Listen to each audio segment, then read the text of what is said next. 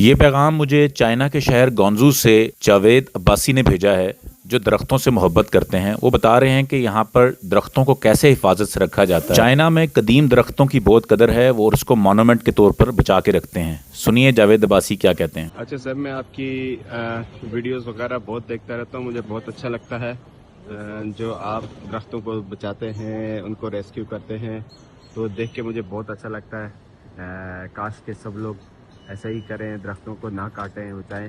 اچھا، میں ابھی چائنا میں ہوں، تو میں اکثر یہاں پہ دیکھتا ہوں کہ جو پرانے درخت ہوتے ہیں یا بھاری بھرکم بڑے درخت جو ہوتے ہیں، ان کو ٹوٹنے سے کیسے بچایا جاتا ہے۔ یہ ایک ویڈیو ہے، یہ آپ دیکھیے، یہ ایک بڑا درخت ہے اور اس کو انہوں نے چاروں طرف سے سپورٹ دینے کے لیے، یہ دیکھیں نیچے لوہے کے جو گارڈر لگائے ہوئے، اور گارڈر کے ساتھ ساتھ آپ دیکھیں جہاں پہ گارڈر رکھا ہوا ہے وہاں پہ ایک تو نیچے ربر کا وہ پیس لگا کے اس کے اوپر جو لوہا ہے وہ بھی ڈائریکٹ جو ہے درخت کے ساتھ اس کی سپورٹ نہیں دی گئی، بلکہ درخت کو زخمی ہونے سے بھی بچایا گیا۔ آپ دیکھیے، مجھے بہت اچھا لگتا ہے۔ میں نے اکثر دیکھا ہے یہاں پہ درختوں کو اس طریقے سے، یہ آج میں نے یہ چیز دیکھی ہے تو میں نے کہا آپ سے بھی شیئر کروں۔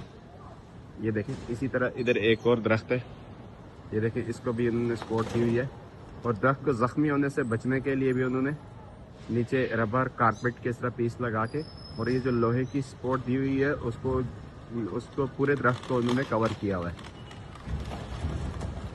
اسی طریقے سے پراپر یہ نیچے دیکھیں انٹرلاک لگا ہے، روڈ ہے، لیکن جو درخت کے لیے انہوں نے اس کو پانی جانے کے لیے پورا اس کے چاروں طرف درخت کے ایک ایک فٹ کی سپورٹ دی ہوئی ہے۔ اسی طرح وہ بھی، مطلب اس کو ڈائریکٹ سیمنٹ سے کور نہیں کیا گیا، تو مجھے بہت اچھا لگتا ہے۔